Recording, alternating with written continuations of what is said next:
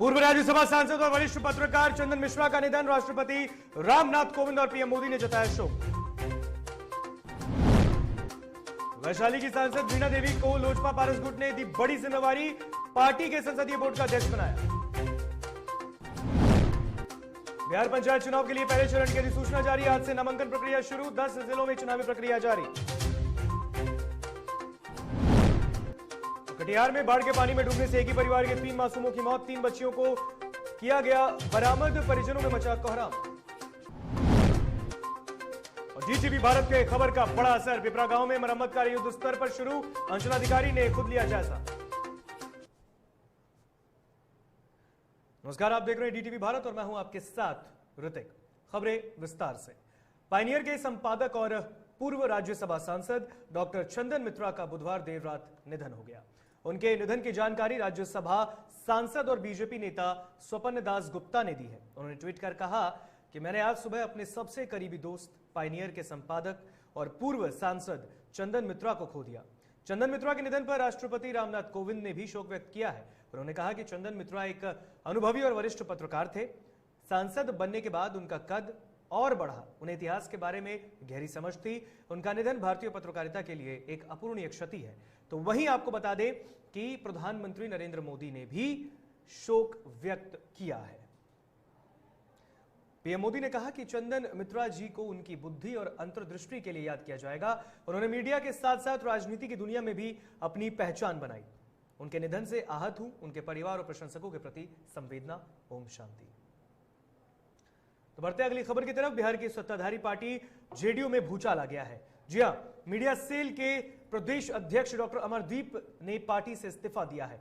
बताया जा रहा है कि केंद्रीय मंत्री आरसीपी सिंह के करीबी माने जाते हैं डॉक्टर अमरदीप, और उन्होंने अब इस पद से इस्तीफा दे दिया है।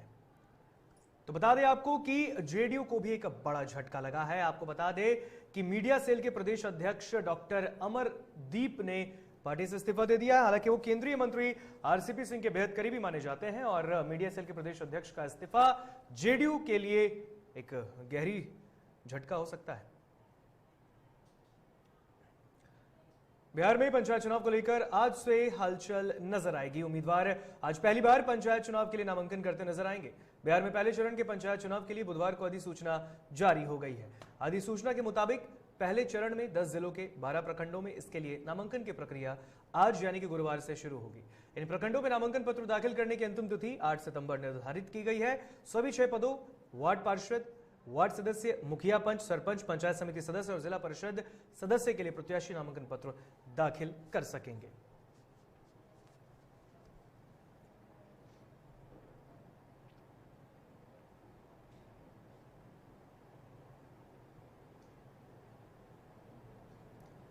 तो बता दें आपको कि चुनाव आयोग ने आज जो जारी अधिसूचना की है उसके बाद नामांकन प्रक्रिया शुरू हो गई है।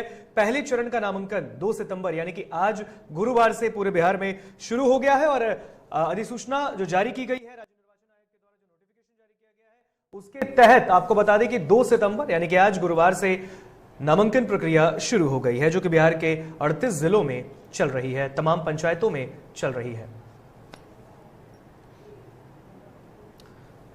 और बिहार में पंचायत चुनाव के मद्देनजर तैयारियां तेज हो गई हैं। इसको लेकर गोपालगंज जिलाधिकारी और एसपी ने ब्लॉक कैंपस का निरीक्षण किया।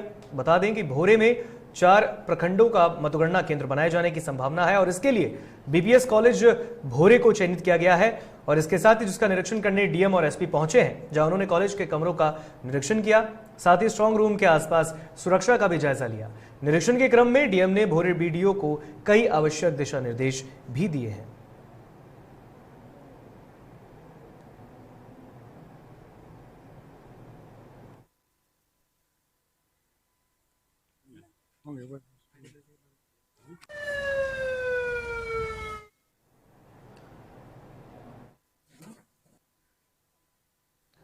कैमूर में टीईटी उत्तीर्ण अभ्यर्थियों ने अपनी बहाली को लेकर कैमूर डीएम और डीईओ कार्यालय पहुंचे, जहां उन्होंने तीसरे चरण की काउंसलिंग की तिथि जारी करने, नए शिक्षकों की बहाली करने और चयनित अभ्यर्थियों को नियुक्ति पत्र देने की मांग की है। डीईओ कार्यालय पहुंचे अभ्यर्थियों ने कहा कि अगर हमारी मांग पूरी नहीं की गई तो हम लोग 5 सितंबर यानी कि शिक्षक दिवस के दिन गर्दनी बाग के पास धरना प्रदर्शन करेंगे।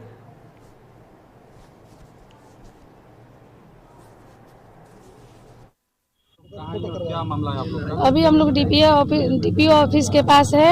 हम लोग चयनित अभ्यर्थी हैं। हम लोग को काउंसलिंग हो चुकी है। हम लोग ज्ञापन देने आए हैं। थर्ड राउंड की जो काउंसलिंग होनी है उसके लिए, और हम लोग को नियोजन पत्र दिया जाए और विद्यालय आवंटन किया जाए, जिससे बिहार का उन्नति हो, बच्चे पढ़े आगे बढ़े। कहाँ है और क्या मामला? जी, मैं वैभव तिवारी, कैमूर जिला भभुआ से। हम लोग का मांग है कि जो अभी प्रथम चक्र और द्वितीय चक्र में जिनकी काउंसलिंग हो गई है, उनकी यथाशीघ्र नियुक्ति पत्र जारी हो और साथ में विद्यालय आवंटित हो। दूसरी बात, जिनका अभी तक चयन, जिन अभ्यर्थी हमारे साथी का चयन नहीं हो पाया है, उनका तृतीय चक्र में यथाशीघ्र उनकी काउंसलिंग कराते हुए हम लोग को नियुक्ति पत्र दी जाए, ताकि हम लोग अपने विद्यालय में पहुंच सकें। जो आज हम लोग बेरोजगारी झेल रहे हैं, हम लोग बेरोजगार न हो, हमारा भविष्य उज्जवल हो और साथ साथ बिहार की शिक्षा जगत का भी भविष्य उज्जवल हो। कोइलवर में स्कूल का निर्माण कराने को लेकर भाकपा माले ने सड़क जाम किया है। मामला कोइलवर के उच्चतर माध्यमिक विद्यालय का है, जिसे 2.5 साल पहले सड़क बनाने के लिए तोड़ दिया गया, लेकिन अब इसका निर्माण अभी तक नहीं किया गया, जिसको लेकर इनकलाबी नौजवान सभा के राष्ट्रीय अध्यक्ष और अगिआंव के माले विधायक मनोज मंजिल के नेतृत्व में छात्र छात्राओं ने पटना बक्सर 4 लेन पर स्कूल लगाया, जिसमें छात्र छात्राओं ने भी हिस्सा लिया। साथ में विधायक ने कहा कि +2 स्कूल तोड़े जाने को लेकर 10 साल पूर्व नोटिफिकेशन किया गया था। 2.5 साल पहले उक्त विद्यालय को ध्वस्त कर 4 लेन सड़क बना दी गई, लेकिन बीते सालों में स्कूल के पुनः निर्माण के लिए कोई ठोस पहल नहीं की गई। जिला प्रशासन से लेकर मुख्यमंत्री और शिक्षा मंत्री को ज्ञापन सौंपा गया था, किसी ने इस मुद्दे को गंभीरता से नहीं लिया। उसमें भी सड़क ने ले लिया है ये जो कटिहार में बाढ़ के पानी में डूबने से 3 मासूमों की दर्दनाक मौत हो गई। बताया जा रहा है कि एक ही परिवार की 4 बच्चियां घर से बाहर खेलने के लिए निकली। इस दौरान एक बच्ची नदी में डूबने लगी, जिसे बचाने के क्रम में 2 और बच्चियां डूब गईं। वहीं एक बच्ची सकुशल घर वापस लौट आई है। घटना अहमदाबाद थाना क्षेत्र की बताई जा रही है। बच्चियों का शव अलग अलग जगह से बरामद किया गया है।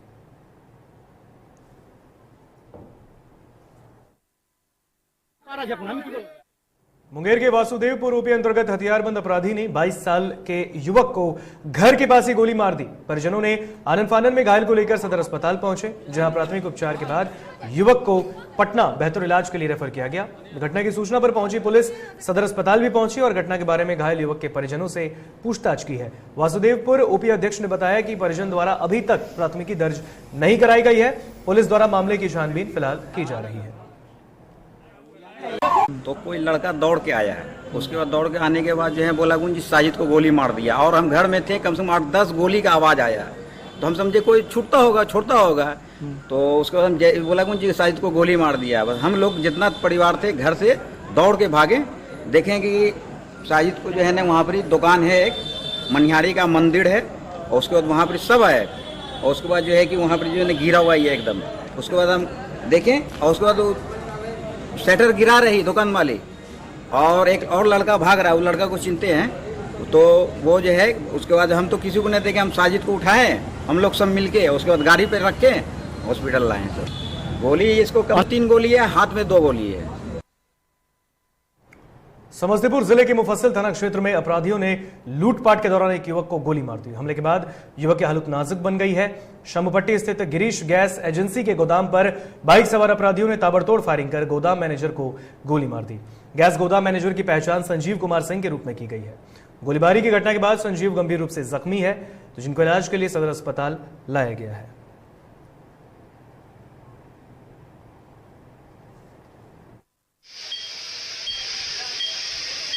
तो आपको बता दें कि समस्तीपुर का यह पूरा मामला है, जहां पर गोलीबारी की गई है, मैनेजर को गोली मारी गई है। फिलहाल गोली लगने से उसकी हालत बेहद नाजुक हो गई है।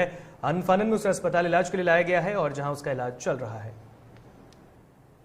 वहीं बगहा में डीटीवी भारत की खबर का बड़ा असर हुआ है। आपको बता दें कि पिछले दिनों हुई बारिश के कारण पिपरा गांव में बाढ़ के पानी से लोगों का काफी परेशानी का सामना करना पड़ा। कई लोगों का आशियाना पानी में बह गया, जिसको लेकर डीटीवी भारत ने खबर प्रमुखता से दिखाई। तो वहीं खबर के बाद प्रशासन ने रामनगर प्रखंड के भावल पंचायत के पीपरा में ध्वस्त हुए बांध और सड़क का कार्य अब युद्ध स्तर पर कराना शुरू कर दिया है। तो वहीं अंचलाधिकारी विनोद कुमार मिश्रा और बीडीओ ने कार्य का निरीक्षण भी किया है।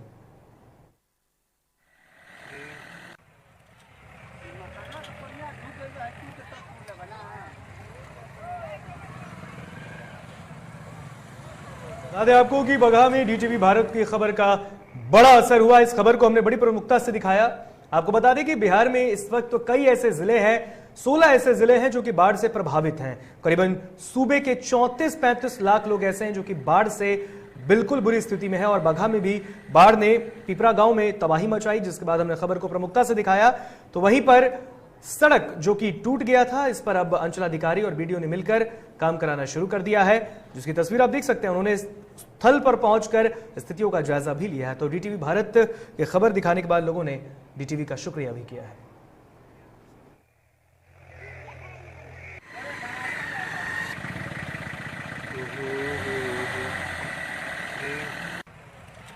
पंचायत में अप्रत्याशित वर्षा हो गई। वर्षा होने के चलते जल दबाव, पानी का दबाव बढ़ गया। इसके चलते पिपरा माफी ग्राम के सामने 300 फीट में नहर, जो एक सड़क के रूप में इसका उपयोग होता था, टूट गया है। यहाँ युद्ध स्तर पर दोन कैनाल एवं आरसीडी के द्वारा कार्य किया जा रहा है। आशा है कि 3-4 दिनों के अंदर यह सड़क मोटरेबल हो जाएगा और लोगों को आने जाने में कोई परेशानी नहीं होगी। गोपालगंज सदर प्रखंड के दियारा इलाके में बाढ़ की विभीषिका का दंश झेल रहे लोगों का सब्र अब टूट चुका है। वाल्मीकि नगर बराज से छोड़े गए 4,04,000 क्यूसेक पानी दियारा वासियों के लिए मुसीबत का सबब है। सदर प्रखंड के कटघरवा पंचायत में बाढ़ का पानी तेजी से फैल रहा है। कटघरवा पंचायत के खाप मकसूदपुर, जगीरी टोला, रामनगर समेत कई गांव डूबे हैं। प्रशासन की तरफ से कोई व्यवस्था नहीं की गई, जिससे लोगों को परेशानी का सामना करना पड़ रहा है। तो आपको बता दें, गोपालगंज, ये तस्वीर देखिए, बाढ़ का दंश झेल रहा ये गांव बड़ी ही बुरी स्थिति में है। लोगों के घरों तक पानी घुस गया है, लेकिन इन लोगों का आरोप है कि किसी ने भी, प्रशासन ने भी आकर कोई सुध नहीं ली है, मामले में कोई मदद नहीं किया गया है और मुसीबत का सबब यह पानी बन चुका है। तो आपको बता दें कि बाढ़ की विभीषिका का दंश झेल रहा यह गांव बुरी तरीके से, आप देख सकते हैं तस्वीरों में, मवेशी भी काफी परेशान है। पूरा इलाका जलमग्न हो चुका है।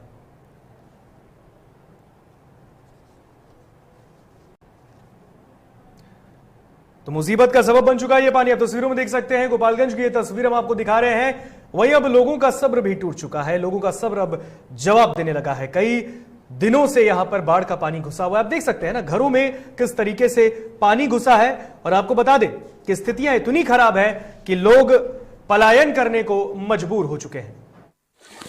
मेरा नाम मुन्ना प्रसाद है सर। हम लोग का समस्या यही है सर, हम लोग को दिक्कत है कि हम लोग खाने पीने का बहुत दिक्कत है। ठीक न, बारिश में सब लावना भीज गया है। लावना नहीं है कि खाना बन रहा, पैसा नहीं है कि गैस भरवाया जाए। और सरकार के माध्यम से जो किचन चल रहा है, मेस चल रहा है सर, और हम लोग को बाढ़ पीड़ितों को खाना, माने वहाँ का नाम है कि यहाँ पर आइए, आप लोग खा कर जाइए। अब सर बताइए, हम लोग बाल बच्चा इतना आदमी लेकर कैसे वहाँ पर जाएंगे खाने के लिए। हमारा सीओ साहब से इतना ही रिक्वेस्ट है कि डीएम साहब से बात कर हम लोग जितना आदमी है वहाँ पर खाना बनवा कर हम लोग को दे दिया जाए। हम लोग खुद अपने हाथ से लिया कर हम लोग बांट लेंगे। आपका नाम चाचा जी? हमारा नाम रामदरेश यादव, घर भैंसे ही। कितने दिन से पानी आया है? ये पानी लगभग 1 सप्ताह हो गया। ये तो आते जाते रहता है, कितने दिन बताएं। प्रशासन की तरफ से कोई व्यवस्था हुआ है कि नहीं? प्रशासन की तरफ से अलाउंस कर गए हैं जी। थाना प्रभारी और हमारे प्रखंड पदाधिकारी की जान माल लेकर के ऊंचे स्थान पर चले जाइए। खबरों में यहाँ पे लेंगे एक छोटा सा ब्रेक के बाद जल्द हाजिर होंगे।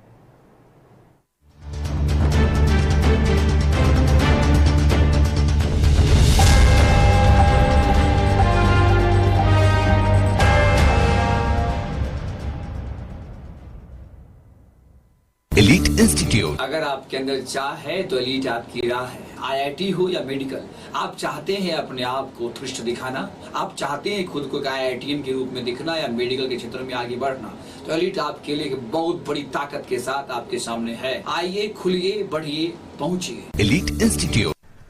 दादी, इतने सारे पापड़ बन गए, क्या करे? कच्चा पापड़, पक्का पापड़, एक्स्ट्रा पापड़, इंस्टा पापड़, टक्कर दादी की छत का पापड़ विद ऑनलाइन प्रेजेंस बन गया धाकड़। फोन पे करके ऑर्डर ही ऑर्डर, सब वाह हो गए इसको खाकर। कच्चा पापड़, पक्का पापड़, चंडीगढ़ टू चेन्नई बढ़िया सापड़। कच्चा पापड़, पक्का पापड़, एक्स्ट्रा पापड़, इंस्टा पापड़। बिजनेस बढ़ाओ इंडिया के फास्टेस्ट 4G के साथ। स्पीड से बढ़ो विद वी गिगानेट। अश्लीलता से दूर, भक्ति से भरपूर, कान फोड़ू नहीं, मधुर वाणी, जिंदगी का सार, राम की कहानी, रामचरितमानस का संपूर्ण पाठ, सुबह और शाम 6:30 बजे देखिए रामायण, सिर्फ और सिर्फ DTV भारत पर।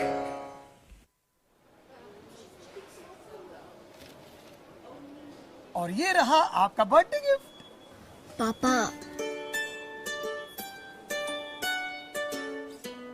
बेटा ये कैसा है? ये दुनिया क्यों न समझे, मेरी दुनिया बदल गई।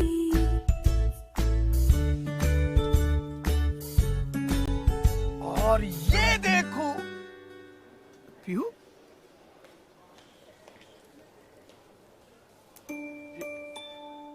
पीहू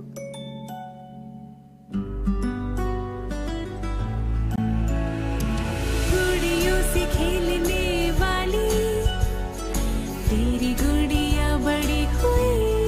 बच्चे कब बड़े हो जाते हैं पता ही नहीं चलता। थोड़ा बड़प्पन दिखाइए। रहो सेफ सैनिटरी पैड से खुद को स्वस्थ और सुरक्षित रखने में इनका साथ निभाइए। सर छुट्टी चाहिए थी। क्यों? गांव के सारे घर कच्चे थे, बाढ़ में ढह गए। मेरा भी। Good morning sir. देखिए, बुनियाद भी पक्की, आपका नया घर भी पक्का, सालों साल चलेगा सर। ठीक है, ले लो छुट्टी।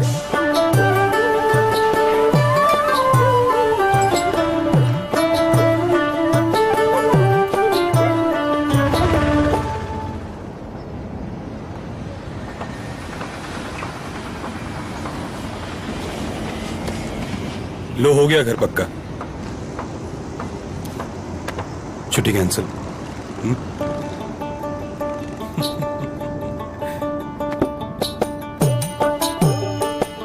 सच्ची खुशी वही होती है जिसकी बुनियाद दूसरों की खुशी में हो। कोणार्क, खुशियों की बुनियाद। अबे गुड्डू ठीक से लगाओ बे, रिश्तेदार आएंगे तो उनको लगना चाहिए ना कि इस घर में हमारे चंदा का कितना मान सम्मान है और आज हम और हमारा परिवार कितना खुश है। हाँ हम तो आपको बताना ही भूल गए, हमारी चंदा इतने सालों बाद गाभन हुई है। हाँ और पहले जो दो आए ना तो स्वस्थ और तंदुरुस्त कैसे रहेगी। भला हो मधुसूदन गोल्ड पशु आहार का, जिसके देने से हमारी चंदा गाभन हुई और उसको एक रिष्ट पुष्ट बच्चा हुआ। हाँ अगर आप भी अपने पशुओं से करते हैं प्यार तो उन्हें दीजिए सिर्फ और सिर्फ मधुसूदन गोल्ड पशु आहार। भाग खुल जाएंगे।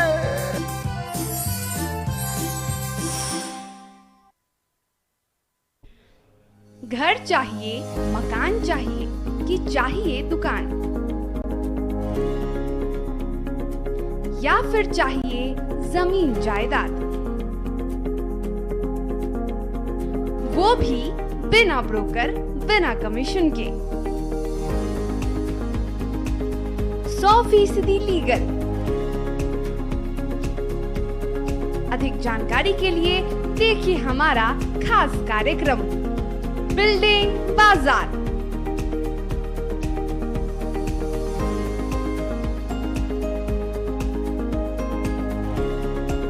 Finance expert engineer Madan Gupta के साथ सिर्फ DTV भारत पर, शनिवार और रविवार रात 8:30 बजे।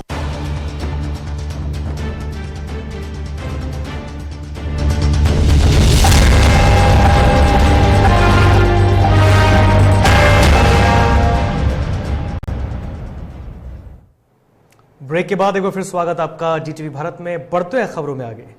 बाढ़ का दंश बिहार झेल रहा है। बिहार के 70% ऐसे इलाके हैं जो बाढ़ के जद में हैं और ऐसे में आपको बता दें कि बिहार में मौसम ने भी करवट लेना शुरू कर दिया है। बिहार में मौसम विभाग ने अलर्ट जारी किया है, वो भी आने वाले 2 दिनों का अलर्ट जारी है। और आपको बता दें कि बाढ़ की इस स्थिति से लोग उबर नहीं पा रहे हैं। कई ऐसे बाढ़ प्रभावित इलाके हैं बिहार के जो इस वक्त बाढ़ की चपेट में हैं। लोग पलायन करने को मजबूर हैं, अपने घरों को छोड़कर दूर कहीं जा रहे हैं क्योंकि बाढ़ के पानी ने उनके सर से छत छीन लिया है। तस्वीरें आप लगातार हम आपको दिखाएंगे। तस्वीर पहली देखिए मोतिहारी की। लोग बाढ़ के पानी में किस तरीके से जीवन यापन करने को मजबूर हैं। और सबसे बड़ी बात है कि अगर आप पानी का लेवल देखेंगे तो वो भी बहुत ही ऊपर से आपको दिखेगा। और ये तस्वीर देखिए मुजफ्फरपुर की, इससे पहले मोतिहारी की तस्वीर और मुजफ्फरपुर की देखिए, सड़क जलमग्न है, सड़क पर पानी आ चुका है, सड़क के दोनों छोर पर बाढ़ का पानी है। ऐसे में लोग आवागमन करने को मजबूर हैं। चलिए बढ़ते आगे और तस्वीर अब आपको कटिहार की दिखाते हैं। देखिए कटिहार की यह तस्वीर, मिथिलांचल का एरिया और कटिहार की तस्वीर है जहां पर घरों में पानी घुसा हुआ है, लोग के जो घर है वो बाढ़ के पानी की चपेट में है। तो ऐसे में आप सोच सकते हैं कि जीवन यापन करना कितना मुश्किल है। लोग राशन पानी को तरस रहे हैं, लोगों को वक्त पर खाना नहीं मिल पा रहा है, घरों में पानी है, बच्चे, ये तस्वीर देखिए कटिहार की तस्वीर, बच्चे पानी के बीच में ही रह रहे हैं। और सबका कहना यही है कि स्थानीय प्रशासन ने कोई मदद नहीं की। हालांकि बिहार के मुख्यमंत्री नीतीश कुमार लगातार बिहार का दौरा कर रहे हैं, बाढ़ प्रभावित इलाकों का जायजा ले रहे हैं, चाहे मुजफ्फरपुर गए हो, दरभंगा गए हो, मिथिलांचल हो, तिरहुत प्रक्षेत्र हो या फिर जो बिहार में मगध का एरिया हो। लेकिन हवाई सर्वेक्षण के अलावा जो लोग धरातल पर रह रहे हैं, जो कि इस वक्त बाढ़ की जद को झेल रहे हैं, वो बिल्कुल परेशान है। तो आप तस्वीर देखिए शिवहर की तस्वीर, ये रौद्र रूप है बाढ़ का। हर साल बिहार में बाढ़ से लोगों को काफी परेशानी होती है और लोग परेशान होते हैं। और इस पर बात करने के लिए हम सीधा चलेंगे, लाइव हमारे साथ जुड़ चुकी हमारी सहयोगी शर्मिला चौहान, उनसे बात करेंगे और बिहार में जो मौजूदा बाढ़ के हालात हैं उस पर हम बातचीत करेंगे। तो शर्मिला, बाढ़ हर साल बिहार के लिए परेशानी का सबब है और इस साल भी वैश्विक महामारी के बीच बाढ़ ने एक बार फिर दस्तक दी। मुख्यमंत्री हवाई सर्वेक्षण तो कर ही रहे हैं, क्या लगता है ये जो बाढ़ की स्थिति है आखिरकार कब तक कंट्रोल होगी? बिल्कुल ऐसा लग रहा था ऋतिक, जिस तरह से लगातार जलस्तर में भी कमी देखी जा रही थी, तो ऐसा लग रहा था कि अब थोड़ी राहत मिल सकती है। हालांकि बहुत से ऐसे क्षेत्र हैं बिहार के, कई ऐसे जिले हैं जो बाढ़ से बुरी तरह से प्रभावित है, बाढ़ का दंश झेल रहे हैं। और ऐसे में आज फिर से आप देख सकते हैं बिहार की राजधानी पटना में भारी बारिश हो रही है। मेरे पीछे भी मैं जहां खड़ी हूं वहां भी बहुत तेज गर्जन के साथ बारिश हो रही है। ऐसे में इस मानसूनी बारिश की वजह से फिर से जलस्तर में बढ़ोतरी हो सकती है, या हो सकता है कि कई ऐसी नदियां हैं जिनकी जलस्तर में बढ़ोतरी हो जाए और फिर से बाढ़ का खतरा बढ़ जाए। बिहार की राजधानी पटना के भी कई ऐसे जिले हैं जहां पे बाढ़ का खतरा लगातार बना हुआ है। कई ऐसे क्षेत्र हैं जहां लोग बुरी तरह से बाढ़ से प्रभावित हैं, रहने को खाने को विवश हैं। और ऐसे में कई ऐसे बिहार के जिले हैं जो कि बाढ़ से प्रभावित हैं। बात हो रही है कि कब तक ये खतरा टलेगा, ये कहना बहुत मुश्किल है। आज फिर से बारिश शुरू हो गई है, तेज बारिश हो रही है, तेज गर्जन के साथ, और कहीं ना कहीं ये संभावनाएं जताई जा रही हैं क्योंकि मौसम विभाग ने पहले ही कई जिलों को अलर्ट कर दिया था। फिर से एक बार इस बारिश की वजह से जलस्तर में बढ़ोतरी हो सकती है, जलस्तर में इजाफा हो सकता है और इस वजह से बाढ़ का खतरा एक बार फिर से बढ़ सकता है। ऋतिक, बिल्कुल, बाढ़ की जो विभीषिका है जिसकी वजह से कह सकते हैं कि बिहार के इस वक्त के 16-17 ऐसे जिले हैं जो कि बाढ़ की जद में हैं, जिसमें सूबे के 12-13 करोड़ के आवाम में से 34-35 लाख लोग हैं जो कि बाढ़ से परेशान हैं, वो प्रभावित हैं। सरकार सबके लिए उनका एक ही कहना है कि प्रशासन की तरफ से कोई मदद नहीं मिल रही। हालांकि मुख्यमंत्री लोगों के बीच जा रहे हैं, निर्देश दे रहे हैं, लेकिन क्या अधिकारी उनके निर्देश का पालन नहीं कर रहे हैं क्या? देखिए ऋतिक, कई ऐसे जिले हैं, कई ऐसे क्षेत्र हैं जहां पर मुख्यमंत्री नीतीश कुमार भी लगातार समीक्षा कर रहे हैं, जायजा ले रहे हैं, कम्युनिटी किचन का जायजा ले रहे हैं, स्वास्थ्य केंद्र का जायजा ले रहे हैं। ऐसे में कई ऐसे क्षेत्र हैं जहां प्रशासन काफी अलर्ट है, प्रशासन की चुस्ती दिख रही है, लोगों को राहत सामग्री भी मुहैया कराई जा रही है। जब बाढ़ का खतरा या फिर पानी बढ़ रहा है तो वहां भी प्रशासन पूरी तरह से नजर बनाए रखे। लेकिन कई ऐसे क्षेत्र भी हैं जहां प्रशासन की लापरवाही देखने को मिल रही है और इस वजह से कहीं ना कहीं ऋतिक, लापरवाही की वजह से कई लोगों की जानें भी जा रही है। आज कटिहार की खबरें हमने दिखाई जहां पे पानी ज्यादा था और उस बाढ़ की पानी में डूबने से 3 मासूम बच्चों की जिंदगी चली गई। उसकी भरपाई कौन करेगा? बिल्कुल, सवाल यह है कि आखिर इसकी भरपाई कौन करेगा। और ये सिर्फ आज की खबर नहीं है, लगातार बाढ़ के पानी में डूबने से लोगों की जानें जा रही हैं। पानी इतना बड़ा है कि लोगों की मौत हो जा रही है, तो उस एरिया में पाबंदी लगानी चाहिए, उसे अलर्ट कर देना चाहिए। ऐसे में प्रशासन की बड़ी भूल है, बड़ी लापरवाही है और कहीं ना कहीं इस पर काम करने की जरूरत है, इसे काबू करने की जरूरत है। जी हाँ, बिल्कुल बिल्कुल शर्मिला, तमाम जानकारी के लिए बहुत बहुत शुक्रिया, आपने बात की उसके लिए बहुत बहुत धन्यवाद आपका। तो बता दें आपको कि बिहार में जो दंश बाढ़ झेल रहा है, तस्वीरें अलग अलग दिखाई हमने, तो ये तस्वीर देखिए मोकामा की तस्वीर है, लोग किस तरीके से जी रहे हैं आप समझ सकते हैं। हमने आपको 3-4 अलग अलग जगहों की तस्वीरें दिखाई हैं, हर घर में बाढ़ का पानी घुसा है, लोग ऐसे में जहां वैश्विक महामारी को झेल रहे, तो ऐसे में बीमारियों का भी खतरा होता है। बाढ़ के पानी से कई ऐसे कीटनाशक रोग हैं जो कि उत्पन्न होते हैं, लोग इसमें भी जीने को मजबूर हैं। तो अलग अलग तस्वीरें हम आपको दिखा रहे हैं। हालांकि बिहार के मुख्यमंत्री नीतीश कुमार यह दावा कर रहे हैं कि राहत बचाव का कार्य बिहार में बाढ़ को लेकर जारी है।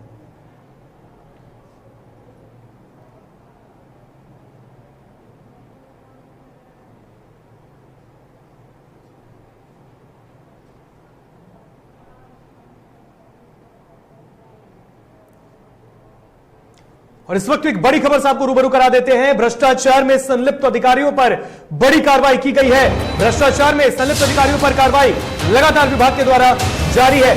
बालू माफिया से 60 गांठ मामले में कार्रवाई की गई है। तो ये बड़ी खबर से हम आपको रूबरू करा रहे हैं। बालू खनन मामले में सस्पेंड डीएसपी के ठिकानों पर भी रेड मारा गया है। तो इस वक्त की एक बड़ी खबर, निलंबित डीएसपी तनवीर अहमद के कई ठिकानों पर रेड किया गया है, रेड मारा गया है। आपको बता दें, बड़ी खबर से रूबरू करा रहे हैं आपको, आर्थिक अपराध इकाई ने यह छापेमारी की है। तो आपको बता दें कि जो बालू माफिया है उन पर लगातार प्रशासन गाज गिरा रहा है। भ्रष्टाचार में संलिप्त अधिकारियों के खिलाफ भी कार्रवाई जारी है। लगातार यह बात सामने आ रही है कि जो अधिकारी भ्रष्टाचार में संलिप्त है, बालू माफिया से 60 गांठ है, उस मामले में कार्रवाई की जा रही है। तो आपको बता दें कि बड़ी खबर से हम आपको रूबरू करा रहे हैं। और इस खबर पर अधिक जानकारी के लिए हमारे साथ संपादक राजेश जी फोन लाइन पे जुड़ चुके हैं। राजेश जी, बालू माफिया का राज बिहार में हमेशा से ही रहा है, लेकिन ऐसे में अगर बात करें तो जो मंत्री हैं जनक राम, वो कहते हैं, भूतत्व मंत्री हैं, वो कहते हैं कि हम तो ऑन द स्पॉट कार्रवाई करेंगे। क्या उनमें से एक है ये कार्रवाई? देखिए, जिस तरह से आपको बताते हैं कि बालू माफिया के खिलाफ लगातार पिछले कुछ दिनों में सरकार जो है काफी एक्टिव है और पुलिस डिपार्टमेंट साथ ही साथ आर्थिक अपराध इकाई जो है लगातार छापेमारी कर रही है। आपने देखा पिछले दिनों जिस तरह से कार्रवाई हुई, जिसमें आरा के एसपी पर भी कार्रवाई हुई और कार्रवाई हुई, उनके कई अधिकारियों पदाधिकारियों पर कार्रवाई की। इस कड़ी में आज जिस तरह छापेमारी की जा रही है और इस आर्थिक अपराध इकाई की जो छापेमारी है उसमें जो डीएसपी थे, जो सस्पेंड थे, तभी जिनके बारे में कहा जा रहा है कई बालू माफियाओं से इनके 60 गांठ थे। इसी को देखते हुए पटना में भी और बेतिया दोनों जगह छापेमारी चल रही है। और आपको बताना है कि पालीगंज के डीएसपी रहे हैं तनवीर अहमद और इस लगातार आर्थिक अपराध इकाई और इनके खिलाफ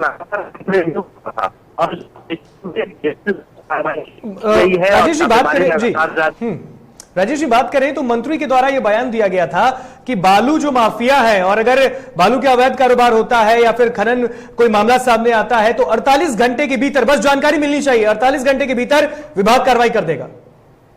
नहीं, बिल्कुल, ये जिस तरह से विभाग जो है खनन एवं भूतत्व डिपार्टमेंट जो है लगातार ये बात कहता रहा है। देखिए, दरअसल बालू माफियाओं की हर वजह से लगातार जो मीडिया में खबरें आ रही थी और उसके बाद पूरे सरकार की बदनामी हो रही थी कि नाक के नीचे यहाँ सही है, सबके सामने सरेआम बालू की लूट मची हुई है। और इसमें सिर्फ ये पटना का बिहार के जगह से इस तरह की खबरें आ रही थी, सरकार की काफी बदनामी हो रही थी। बिल्कुल। और उसके बाद ज्यादा बदनामी हुई, इसको लेकर अब सरकार पर सरकार के साथ पर था और उसके बाद सरकार अब इस पर नकेल लगाने की जरूरत है। और उसी कड़ी में बिल्कुल तमाम जानकारी के लिए बहुत बहुत शुक्रिया आपका। तो आपको बता दें कि एक बार ये बड़ी कार्रवाई फिर से की गई है, वो भी अधिकारियों पर, जो अधिकारी बालू माफिया के साथ अवैध कारोबार में संलिप्त हैं, उनके ऊपर यह गाजगिरी है। भ्रष्टाचार में जो संलिप्त अधिकारी है उनके खिलाफ कार्रवाई जारी है। तो इस वक्त एक बड़ी खबर से आपको रूबरू कराते हैं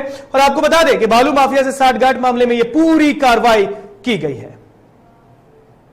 फिलहाल खबरों के सफर में बस इतना ही। यहां मुझे दीजिए इजाजत। देखते रहिए डीटीवी भारत। नमस्कार।